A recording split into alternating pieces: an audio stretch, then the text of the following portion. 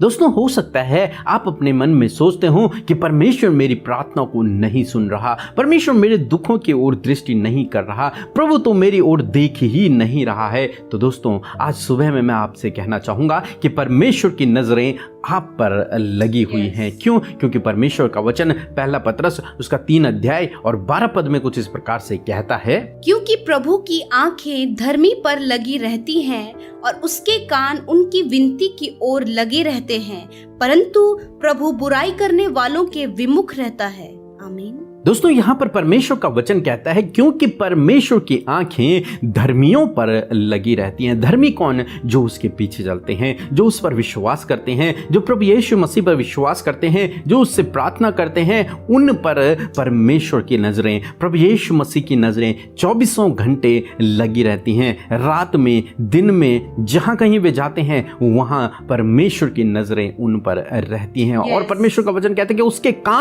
उसके कान उनकी विनतियों पर लगे रहते हैं, उसके कान उसकी प्रार्थनाओं पर लगे रहते हैं, उनकी प्रार्थनाओं पर उसके कान लगे रहते हैं। आप जानते हैं परमेश्वर का वचन कहता है कि मांगो तो तुम्हें दिया जाएगा, यानी कि परमेश्वर से हर एक व्यक्ति जो कुछ मांगता है, परमेश्वर के कान उसकी प्रार्थनाओं पर लगे रहते हैं और वो उन्हें देता है।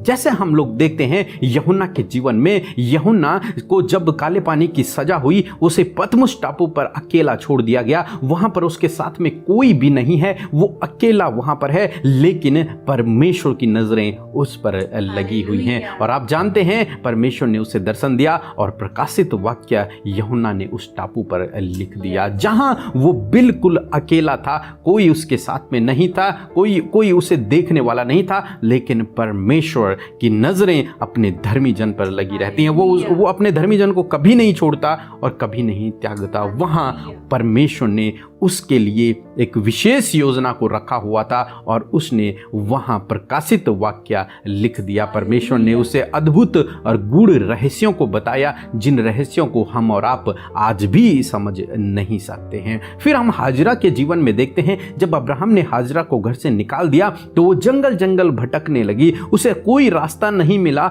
वे दोनों माँ बेटे मरने पर थे, लेकिन परमेश्वर की नजरें उन पर लगी हुई थी। सबने उन्हें छोड़ दिया, धोखा दे दिया, लेकिन परमेश्वर ने उन्हें नहीं छोड़ा। परमेश्वर की नजरें अपने धर्मी जन पर लगी रहती हैं और परमेश्वर ने उनकी प्रार्थनाओं को सुना और परमेश्वर ने उनके लिए अद्भुत आश्चर्य कर्म उस जंगल में किया। दोस्तों, इसी प्रकार से आज सुबह में मैं आपसे भी कहना चाहूंगा कि परमेश्वर आपके लिए भी अद्भुत आश्चर्य कर्म को करेगा। हालांकि आपको लग रहा है कि परमेश्वर मेरी प्रार्थना को नहीं सुन रहा, हालांकि आपको लग रहा है परमेश्वर मेरी ओर नहीं देख रहा, परंतु मैं आपसे कहूंगा, यदि आप परमेश्वर के धर्मी जन हैं, यदि आप उसके पीछे चलते हैं, यदि आप उस पर भरोसा रखते हैं, तो उसकी नजरें आप पर लगी हुई हैं। वो देख रहा है कि आप किस दुख से होकर गुजर रहे हैं, वो जानते हैं कि आप किस बीमारी में हैं, वो जानते हैं कि आप किस परिस्थिति में हैं। आप निराश ना हों। जिस प्रकार से परमेश्वर ने हाजरा के लिए और इस्माइल के लिए व्यवस्था की, अद्भुत आश्चर्य कर्म किया उस जंगल में, उसी प्रकार से परमेश्वर आपके इस जीवन भरे इस जंगल में, इस विपरीत परिस्थिति में, इस कठिन समय में, इस कठिन दौर में परमेश्वर आपके लिए भी